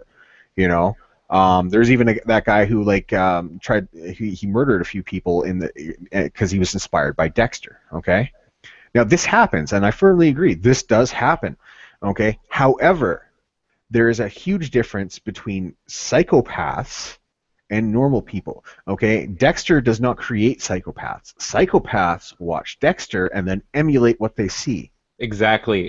Okay. This has been going on for decades now. It's the same thing with music. How they blamed Marilyn Manson for causing him to kill kids. And it's like, Yeah. they would have found an excuse. You could take away all music in the world, all books in the world, all games in the world, all that, and they would have still been like, oh shit, there's a paperclip on my desk. I guess I gotta go kill someone with it. Yeah. Like- The guy who killed John Lennon thought he was Holden Caulfield from Catcher in the Rye. Yeah, it doesn't matter. Like, these people are gonna find an excuse to kill people. Like, one that I really upsets me because I really like the band is when Pantera, the guitar player Dimebag, was shot. The guy was schizophrenic, and he listened to Pantera, and then he's like, the band's making fun of me behind my back. And it's like, what? They've never heard of you. Yeah. But that was his reason. He's like, yeah, they were making fun of me. They've never met you before. So because like these things might be affecting psychopaths in a certain fashion does not mean that you have to like sanitize it, okay? Because they're going to do this stuff anyways. Their logic, their links between music, video games, or movies, or anything to violence is about as strong as saying, hey, this psychopath drank water. Human beings should just not drink water, otherwise you'll be a psychopath. Spoons made me fat. Exactly, it's the same logic. It's Guns killed people, like shit like that, And I don't have any evidence for this apart from my own personal experience, but I believe that video games can actually do the opposite, and they can actually calm you down and take away tension. No, Aggressive. there actually is evidence to back that. Oh, good. So I'm Hold not on. Actually is crazy. evidence. not back that. evidence. There is a correlation, but there's not enough study to say that's actually tied. Okay, yeah, that's You're talking more- about that's more fair. a decline in violence since since GTA 3 is what you're talking about, right? Yeah, even Mortal Kombat, but like I remember being a kid and I remember being pissed off, and rather than fighting someone, because I like talk to anybody I know, I've never really gotten into a fight. Instead, I would calm myself, go home, play Twisted Metal, and that would calm me down. And I was totally fine. And it's like if I didn't have that outlet to actually let my aggression out through, and it was also music and it It's was a great wrestling. outlet. Yeah, it's that's where I channel that, and Yeah. I feel calm and I feel happy now. Like And guess what? The only thing that got hurt were pixels. So exactly, exactly. You know, and I think it's a good fashion to, like, for instance, dealing with psychopaths, right? Is to, instead of like having them, you know, like out in the world doing crap, you know, when they're frustrated like that, is to actually sit them down and like, here's a video game. yeah, You know, go take out simulate your it. frustration. Like, go and take a flamethrower on all these freaking, you know, pixels on the screen and 3D models, you know, because as long as you're not doing it in real life, then there's who's getting hurt. Nobody's getting hurt. In fact, you're actually helping people because you're creating a market for this. Yeah.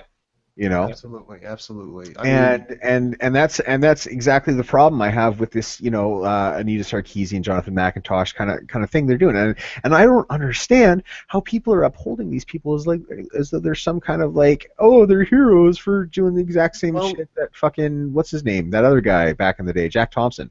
It's because people. Sorry, you go. You go. All right. It's the way, like, I asked Milo the same things, like, why do these people get so much attention and stuff like that, and how do these people, like, how come there's so many of the opposition who have been found out to be actually bad people in the past? And Milo mentioned that it's about whitewashing, it's about washing away past sins, and if they think they can join this SJW movement, that they'll be forgiven for all the bad things they've done in the past, but in actual fact, they're just hurting more people. Yeah, and even if they don't have past sins that they feel they need to, what I feel is like people have mundane lives, they're bored, and they missed all the great activist movements. They missed the Martin Luther King and all that, and they want to be part of something big, and it's like, guess what? The world's okay. There's nothing. At least the first world is okay, right? And so they want to do something that matters in their world, and it's just like, well, they make it sound like this matters. I mean, they don't have any facts, but they tell a compelling story. So I'm gonna go be an activist now for this. And I don't understand these people. Like, I understand their plight. Like, I've always been kind of socially conscious and cared about the greater picture and all that kind of stuff too. But I don't take it out on, as you said, the first world, because socially we're actually in a pretty good fucking spot right now. For sure. You know, we really are. We got gay rights going on. We got gay marriage. Transvestites or not transvestites, the trans culture is more accepted than ever, and all this kind of everything's great stuff. accepted. Everything's accepted. Everything, exactly. Yeah. But there is so much problems in other parts of the world, like the Middle East, you know, with Syria and all this kind of stuff. Like, I'm a donator to Amnesty International because I understand there's actual problems in this world, and I don't know how to address it. So I'm going to put some of my resources into an organization that is better equipped to address these issues. Why don't these social justice warriors tackle these issues? Why don't they put their focus and their time and their platform into these issues that actually matter? Alder, it's because your knees are too far apart on the SkyTrain. That's why. Here's the thing. It would require work. It would require work and knowledge. And it is so easy and it's so lazy to write about men spreading on the bus. And it's a lot harder to talk about people getting decapitated in a country that you've never visited. You know, I saw this video yesterday. Somebody, I don't know how I came across, somebody shared it to me on Facebook. And it was of, I think it was in Syria or Saudi Arabia or one of these places. And they caught a woman walking around without her veil. Okay, she had a hijab on, but she did not have a veil. And I didn't quite understand what I was watching. There was a guy talking in I don't know, one of those languages. I can't understand Arabic or whatever, right? Well, bro, you're so ignorant. I don't know what language you're talking. Anyways, and then at the end of it, I'm like, she's getting down on her knees. I'm like, oh, she must be apologizing. And then this guy just takes a gun, pops her right in the head. And she just submitted to it? And she just submitted to it. Jesus Christ. And I was like, what the actual hell? That is not worthy of a death sentence. I don't care who you are. You know, even if it's against religious law, slap on the wrist, fucking maybe put them in handcuffs, take them in. You don't fucking execute them in the streets. Yep. That's right. Like, that's, like, what is going on? And guys, anyone that you talk to that is kind of, I've done this before where there's feminists that are caring about the man spreading and all that, and then sometimes, very rarely, but sometimes they'll actually listen to me. And anytime that I can actually feel like I'm getting my foot in the door, I link them a video that, of course, Mom made, Christina Hoff Summers made, where she's like, here's where feminism is needed. And it's like 10 minutes, and she just talks about all this shit that's happening in the world that you will never know as a feminist. And it's like, look, go there, go focus there, look at this shit happening in the world. The men are spreading legs and killing women. Go. And that's exactly it. And then you've got, you know, this weird, like, pro-Islam faction of feminism. Oh, you know, and I'm not. Here's the thing. Don't get me wrong. If somebody's Muslim, it doesn't matter to me. Okay, my neighbor's Muslim. I don't care. He's allowed to be Muslim. There's a mosque just down the street. Cool. Good on you. They actually have dinners once a week where they invite the whole community. They're good people. One of my best friends is Muslim. He's just not crazy. Absolutely. But you know, you get radical Muslim. Absolutely, but like you gotta there is an issue with this radical anything really, not just Muslims, right? But they're killing people in the streets for not covering their face properly. It drives me nuts. What drives me nuts is the people that are defending the immigrants that are coming in that are radical. And I mean, I've only heard about this really from Sargon, but there's like a bigger rape issue now in Europe because all of these immigrants are coming there and they're all radical and they're just treating women like nothing, and they're like there's like rape gangs apparently, and it's like, what the fuck? And they're not stopping it. Like there's an actual article saying that the police aren't stopping it because they don't want to be called racist. That's ridiculous. And I mean, I can find it if you haven't seen it, EJ, but it was in that This Week in Stupid, one of them, like a month ago, and I'm sitting on the bus watching this, and I'm like holding in screams because it's like, this is the worst possible thing that could be happening, and you are afraid of PC culture to the point where you're not arresting people that are coming in because they're a different skin color than you, and they're allowed to get away with anything they want. It's fucking nuts. And I mean, we don't see it here, I guess, because it's easier. Yeah, it's easier for them to migrate there, but it's fucking terrifying. And I'll find you the link anyway. I'm actually finding you the link to that video I was just talking about too. So okay. Well, you go first so we can keep going. But yeah. Long story short, if you see someone apologizing for just saying that we shouldn't criticize immigrants coming in, it's like, I understand what you're saying. Hold on. I'm putting it in the chat. Okay. The Facebook video link, and it's terrifying. Like it's just like, what the hell? Just skip to the end, you'll see the point I'm talking about, and it's just like, why aren't we doing something about that? Why more importantly, why aren't specifically feminists doing something about that? I haven't seen any of them talking about that, and I mean that nobody. Yeah, none. It's such a touchy subject. It's tough to talk about. It's tough to. I get that it's tough to talk about, but there's a lot of things that are. That's why they're not talking about it. But you know what's fucking, like, I'd rather them talking about the tough, complicated things than the, like, stupid things, like fucking, you know, like air conditioning is sexist. Like, what the fuck? Mario is sexist. Mario, like, your princess is another castle. Like, Alder, it's okay because Anita's making super feminist Mario through Super Mario Maker. She said she's finally making a game, everybody, because that fucking That's not a game. I know, it's so funny. Okay. You know what? RPG Maker, I will give that, you know, if you make a game through RPG Maker, you're developing the story, you're doing all that. It's a tool. It's an engine. But making a level in Super Mario Brothers is not making a fucking game. Yeah, really. Okay, you're making a level. Fucking. How the hell are you going to get? How the hell are you even going to change the story to feminist Mario Brothers? Like, it doesn't count. Yeah, no. They must. It must be that they, you know, that there's no way to die in the entire thing, unless you actually kill yourself. Mm-hmm. You know, like it's just. kill yourself, shitlord. That's it. Yeah, that's it. Oh my God, I can't get over it. Anyways, so this is Obama's really. Yeah, that pissed me off too. Sorry, that video. The guy who shared that video said that this is Muslims, this is Obama's religion, and I'm like, what? No.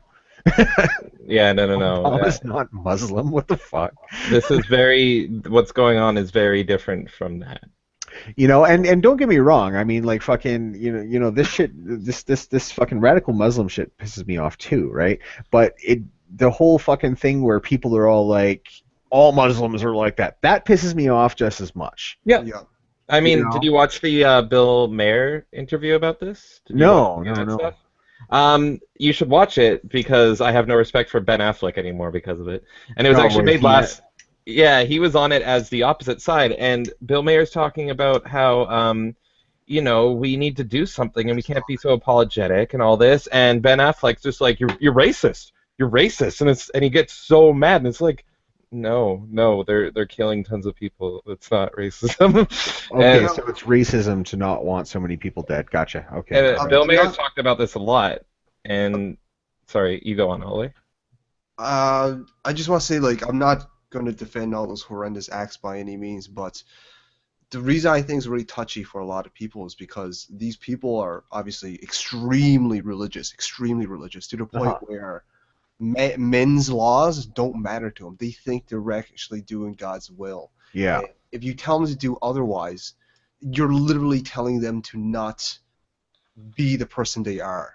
You understand what I mean? So that's why it's so hard to talk about this, I think, and so hard to change people's minds about it and all this stuff. And like, I'm all for, like, some of my friends have actually somewhat disowned me for saying this, right? In that I'm okay with a lot of the Syrian migrants, the refugees. I'm okay with them coming here, okay?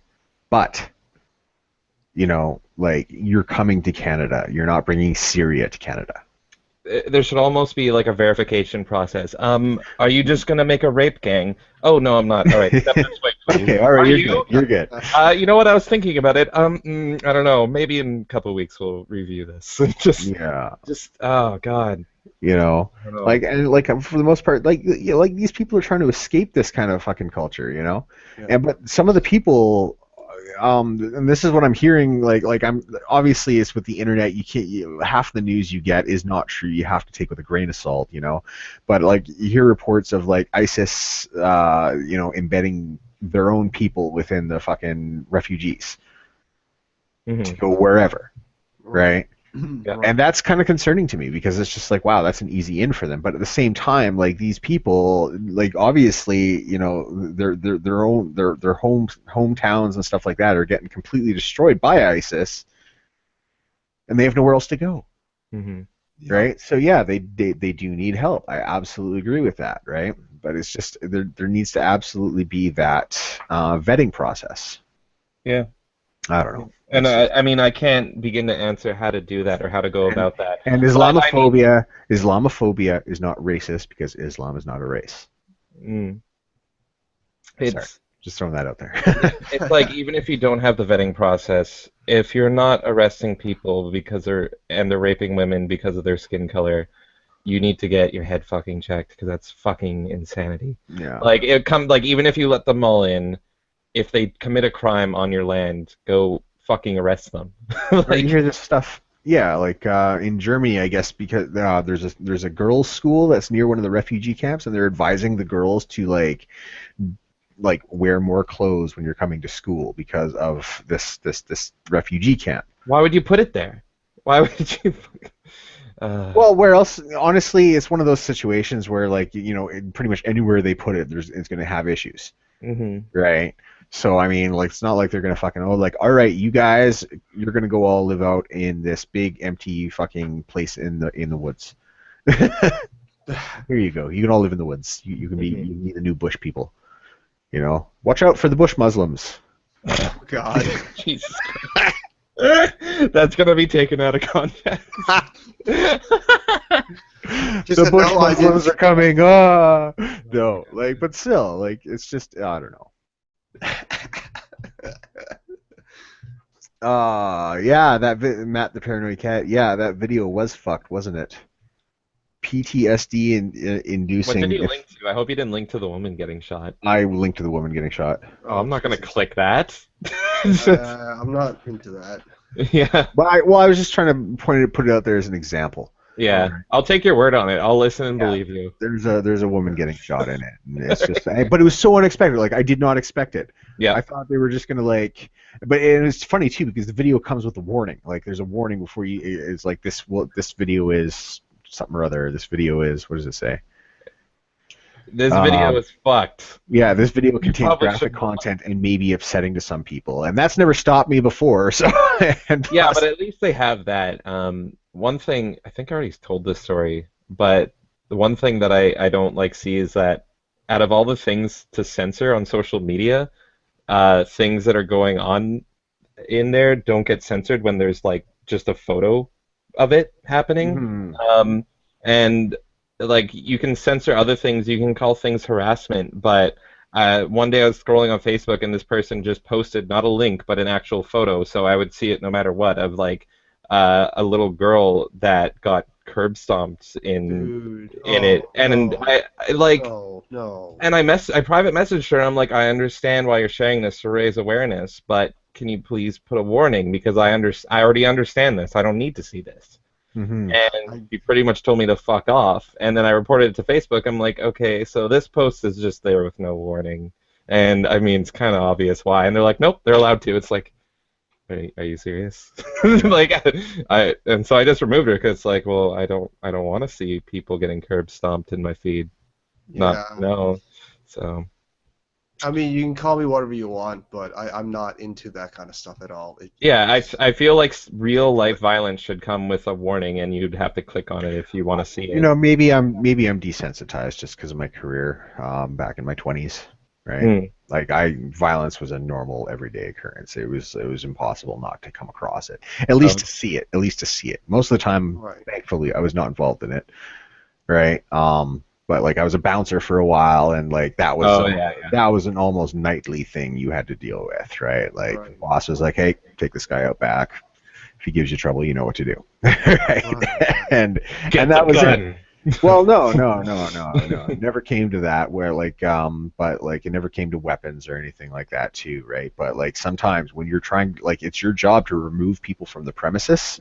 Mm-hmm. Right, and like they're being violent towards you to not be removed from the premises. I'm sorry, they don't get a choice. They're getting removed from the premises. Yeah. Right, and when they get violent towards you, like and there's very strict rules about it. Basically, like the only physical contact I'm allowed to make is I can put my hand on their back and guide them. Right, that's as far as I can go with physical contact. Right, but the second that they lay a hand on me, that they try to hurt me, that they do whatever, turns into self-defense. It turns into self-defense. I'm allowed to use one level of force higher than them, and I can drag them out. Yeah, that's right. Right. And it has happened, you know, and it's very interesting too because it taught me how to get a thick skin because, you know, when you got people like 6 inches away from your face calling you every name that they could think of, trying to get a reaction out of you, you learn not to react. Yeah. I learned to give them a smirk, and that set them off to the point where they tried to touch me. Right. Wow. And then from that point on, I'm like, okay, cool, problem solved. Grab them. Poof, right out the door. So being a bouncer gave you thick skin. So what if it was mandatory for if you identify as a feminist, you have to first be a bouncer for a year? Oh, man. And we'll see. That would be great. That would solve all of the world's problems. That would be amazing, actually. You know, there were female bouncers too, though. There were female bouncers I know too. some female bouncers back home. Oh yeah. It's not about strength and size, man. It's about how you handle yourself in tough situations, right? Mm-hmm. Like the best bouncers I know, they mostly talk their way out of a lot of. Oh yeah, no, I was pretty good at calming people down. I was pretty good at chilling people out. In fact, my nickname was Cooler. Cooler. I like it. After you guys ever seen Roadhouse with Patrick Swayze? Roadhouse. Only clips. Yeah. Well, he was less a bouncer and more of what was called a cooler because he was the one who calmed situations down. He chilled everybody right out. Mm-hmm. Right? Reminds me of the female bouncer I knew back home. She was only this tiny little lady, right, Newfie lady, and her skill as a bouncer is charisma. Is the Oh, for sure. to talk people down and be like, hey, listen, you gotta get out, or I gotta get someone bigger than me to take care of you. Right? Yeah. At the bar I worked at, there's a girl, Jessica, who's actually, it's kind of funny because she's on my my Black Trident TV Twitter. Right. So every once in a while, I actually talk about her, and she chimes in. So I know she watches my Twitter, right? But she was the female bouncer there, and she was awesome. Like she did such a great job, right? But every once in a while, someone set her off, and oh my God, it was like, get out of the way. Okay, I'm talking like she would climb on top of the bar and like jump on 3 people and then start clawing at their eyes, and it was just like, holy crap, Jessica's lost her shit. Get in here. You know? So it was pretty good. Anyways, it's 3 minutes to 5, guys. Oh, wow, that went quick. Yeah, time flies, eh? I gotta say as well, because I wasn't able to join in the writing conversation. You guys were talking so much, but one of my biggest interests is video game writing, and that's something I want to do in the future. And it's really interesting to hear how you guys go about your. Yeah, it's really interesting to hear how you guys go about the process, because I mean, I've never had anything published, but I've written, and pretty much the way I write is I just think about what's entertaining and what's fun and what I enjoy, and then what a person reading it would enjoy. Well, if you want to take that seriously, I'm happy to talk to you about what I know. Yeah, absolutely. Yeah, I'm happy to give you some pointers and stuff like that, because like I've been writing for years. I know a lot about the craft. If there's anything I can say that suggests to actually anybody who wants to get involved in writing is read the Monomyth. I think I've heard of that. Hero's Journey. Okay, it's an amazing book. That basically it outlines the structure of every great story for the past like fucking 6,000 years, right? And it boils it down into a series of like events and functions and all that kind of stuff. It gives it a formula. That's the best way I can put it. Yeah, the Monomyth, the Hero's Journey. I forget who wrote it though. Hold on, let me just Google that real quick. The Monomyth. EJ, one day we should trade skills. Like, you should teach me some writing skills, and I can teach you some design skills. Because something I really like doing is actually writing, but it's not like narrative writing. I like writing articles and reviews and stuff like that. For sure, man. Like, well, that's the whole thing with what I was talking about last night on Skype was the Mastermind group, right? Right. Yeah. So, anyways, Joseph Campbell. Joseph Campbell. Yeah. Okay. Yeah.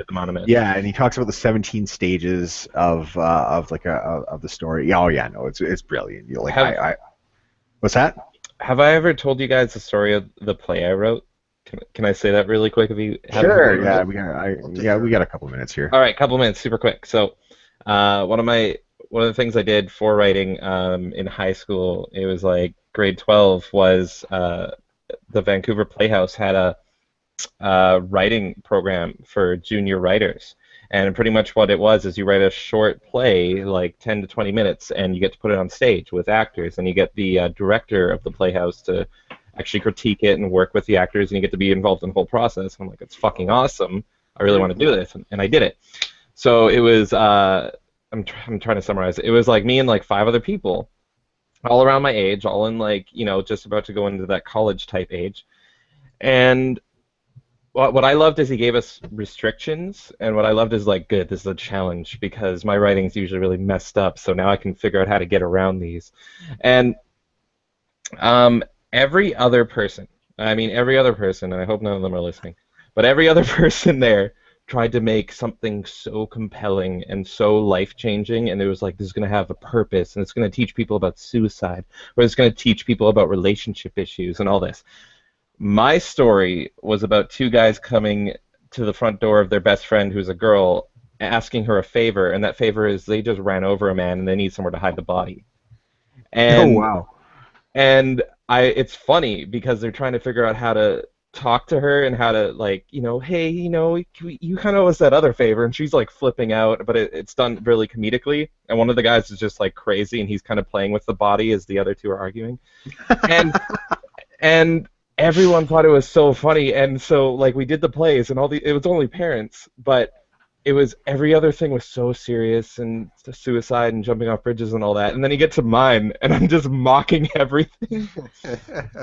And one of the worst moments was one of the parents came up to me with their kid and was like, "That was my favorite. That was the best one." And he's just standing there looking depressed.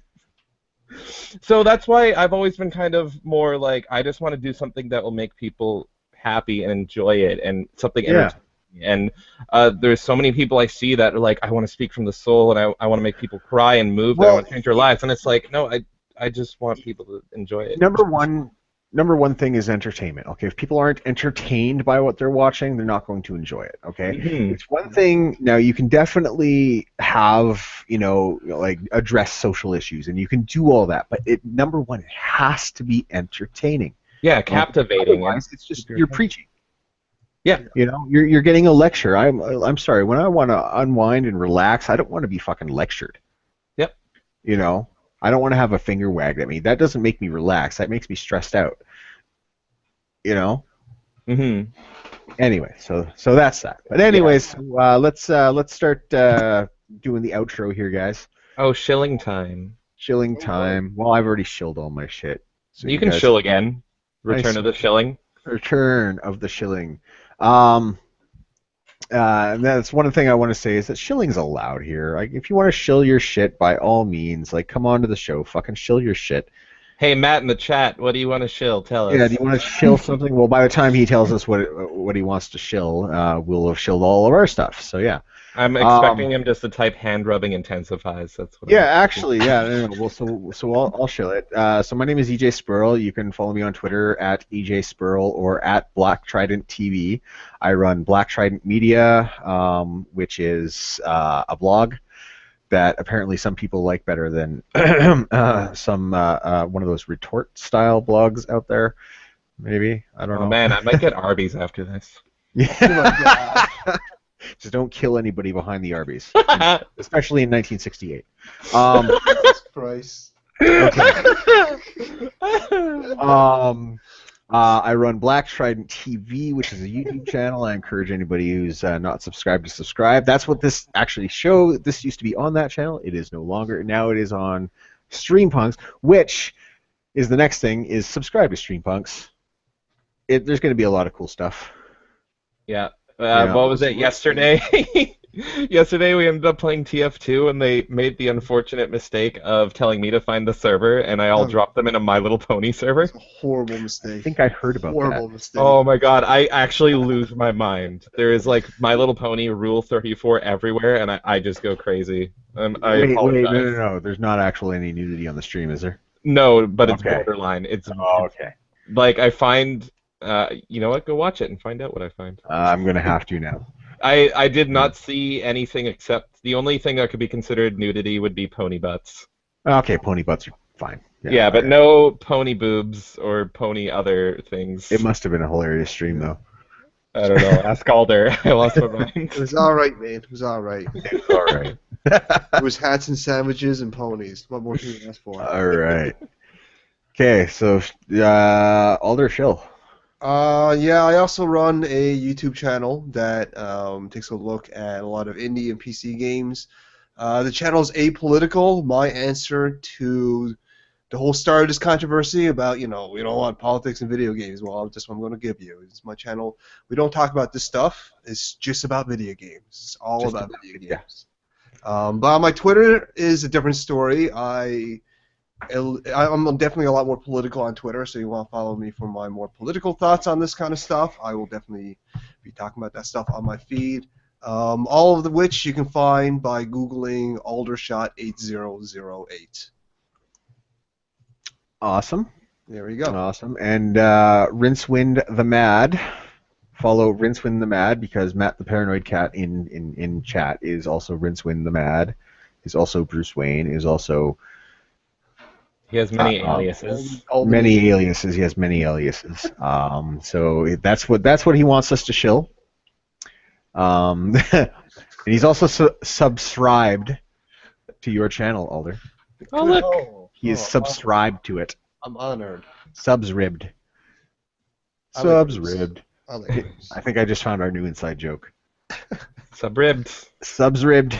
Too bad John wasn't here to read that out loud. Oh, I know. God, John and his pronunciations. That the guy's such a character.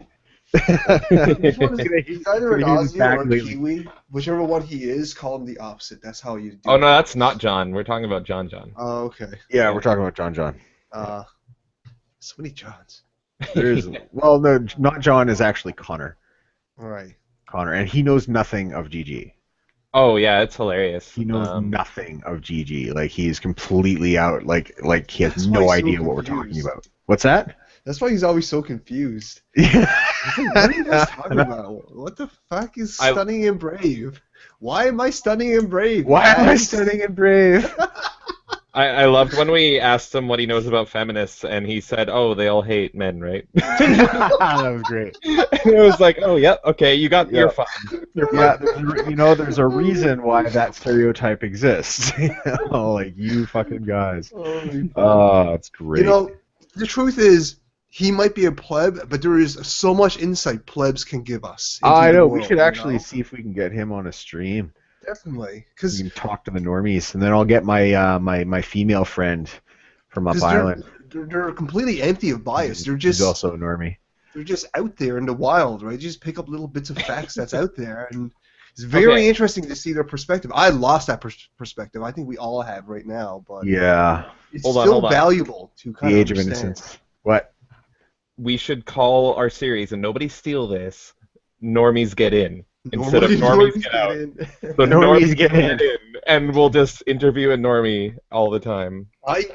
You know what? I think that would actually be very enlightening, to be completely honest. I think it'd be entertaining at the very least. All right. Well, let's tentatively plan something, and then we'll figure that out. Nobody steal normies get in. I can bring in a couple normie people.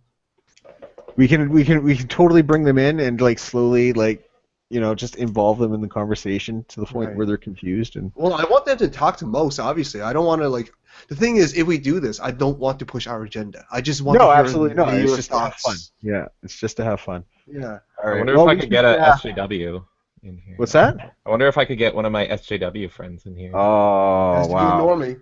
Has to be a normie. Has to be Oh normie. yeah, Has to be normie. we'll make another series for that. Yeah, it has to be normie. If we're gonna do, and plus the thing is, if we get SJWs in here, I don't want any fucking yelling and screaming. Is entertaining as it is for the viewers, Mm. right? Because everybody's entertained. Like everybody was entertained by frickin' Ralph's meltdown last week. Oh my god! It was slap your forehead entertaining, but it was entertaining nonetheless. But If you guys didn't hear his King of Pole fight, because he deleted that, and Leo Pirate's video is only him against Leo. But earlier in that, it was King of Pole was in it, and it was just a yelling match between him and Ralph, and he was telling King of Pole to come to my house, motherfucker, I'll fuck you, kind of thing. And I'm like, Jesus. For the record, fuck me up what?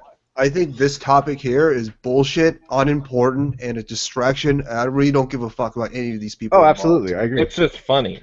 Yeah, I agree. I agree. It's kind of funny, I guess, but I don't care, honestly. Yeah, it's just funny. It is funny. It is funny. Yeah. Not denying the comedic value. I guess I'll do my shilling. So hi everybody. My name's Jamie, and you can follow me on Twitter at Korig at KORIG, where I just shitpost all day and do whatever the hell I want with my Twitter, but it should be entertaining. And then right under that is a link to my Twitch, where I sometimes stream, and it's twitch.tv/DarthKorig, all one word. And yeah, you'll probably see more of me on this channel and on that channel and on the internet. So thanks for watching. Yeah. Awesome. And last but not least, I encourage everybody to go over and check out the GG Town Hall community stream, which is actually started about 10 minutes ago, because that's where I'm going next. I don't know if I'm going to be on the stream, but I'm definitely going to be listening in, because they're going to be talking a little bit about Op Rat King, which we didn't talk about. Put the link in the chat. I don't even know what the link is. I don't even have the link right now because I'm I on can the find it. wrong YouTube account. Somebody- Rat King, Black Trident. Op Rat King. Honestly, I want to hear more about the Rat King. Just, it's an I interesting know. proposal, It's just but there today's needs to be more topic was not like was pre. You know, Right. we'd already decided on the topic before I wrote the article. Right. Right. Let's just say that it's gotten a lot of attention, and I do Good. mean a lot of attention, especially from some of the bigger names of people tangentially involved in Gamergate. Right. Mm-hmm. Right? Like they do talk about Gamergate, but they are much more involved in other things beyond Gamergate. Of course. So that is a good thing. On Tuesday, I will be writing, not writing, but releasing an article that has a little bit more detail about Rat King. Yeah. Right? I know a lot of people are like, why did you choose that name? It's because of the poetic nature of it, god damn it. I agree, man. I got no issues with it. I think it's perfect, personally. I think the name's quite poetic. And the fact that some people who doesn't understand the context of the Rat King find it repulsive, that is even better in my eyes. That speaks volumes of the type of people who are involved with this. It's not about them being rats. It's about untangling the tail. Yeah, that's right. Yeah. Anyways, all right. So other than that, we're going to cut this stream. I'm just going to figure out how because I forgot how to use this. Oh, here we go. Okay. All right. So 10 seconds. Say goodbye, guys. Bye, Matt. Bye, everybody else that watched. You're all lovely and amazing. Boobs. Boobs. Okay, Charisma's not here. All right. Peace out, guys. We'll see you next time.